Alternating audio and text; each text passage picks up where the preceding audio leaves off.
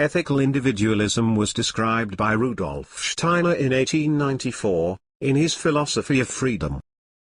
While Steiner was born a clairvoyant, he was not born an ethical individualist. He had to train his thinking to become one, just like anybody else will have to do. Steiner developed his thinking through an education in mathematics, science and philosophy.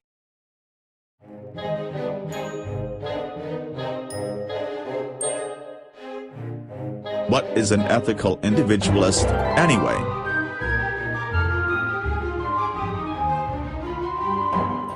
There are plenty of knowers. And there are plenty of doers. But the one who matters the most is the knowing doer. The one who acts out of knowledge. This is the ethical individualist.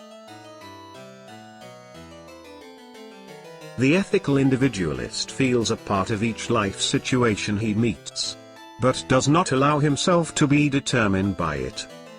He acquires knowledge of a situation by using the method of science, observational analysis, to discover the laws at work. The ethical individualist knows how to think scientifically. He also uses thinking in regards to ethics. The ethical individualist sees a certain value in all ethical principles, and always asks in each case, whether this or that principle is the more important. To select an ethical principle, he uses the method of philosophy, conceptual analysis. This method uses universalized or generalized concepts of things, rather than the specific details. This prevents outside influences from controlling the thinking. This thinking method works with pure concepts. By thinking in pure concepts, knowledge is acquired by means of pure reasoning alone. Pure reasoning intuitively selects the ethical principle to be applied. Developing the ability to enter into pure reasoning is the key element in becoming a free-thinking, ethical individualist. The ethical individualist is capable of rising to the level of pure reasoning. At this level, the conduct of the ethical individualist is not predetermined by one's own character or by an external authority. The action is not a stereotyped one that merely follows rules, nor is it one that is automatically performed in response to an external stimulus. Instead, it is an action determined purely and simply by its own ideal content. The ethical individualist carries out a deed that originates within himself. It is a free deed. But before a universal ethical principle can be realized, it first needs to be imaginatively translated into a picture of specific action. This requires having a creative imagination. By creating idealistic imaginations, he envisions a goal to strive for. People who merely preach ethical codes, without being able to turn them into a plan of action, are morally unproductive. The ethical individualist is imaginative and innovative.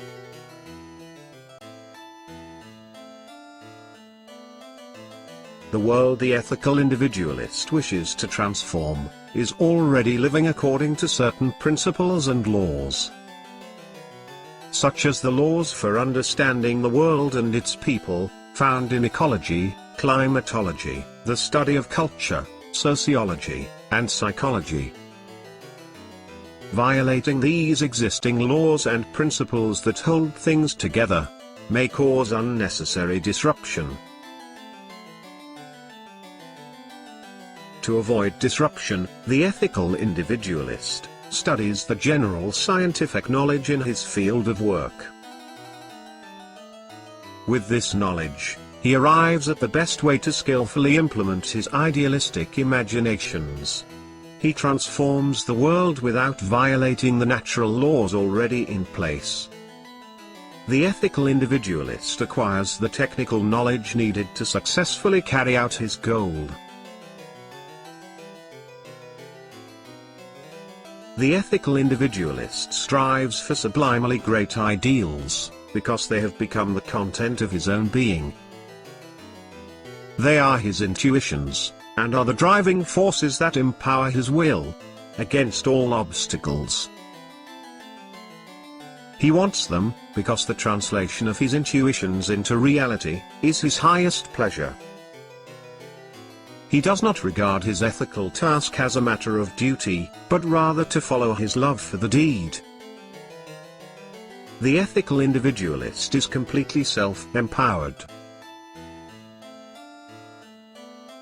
Those who aspire to become a self-empowered ethical individualist find ways to train their mind in scientific thinking, pure reasoning,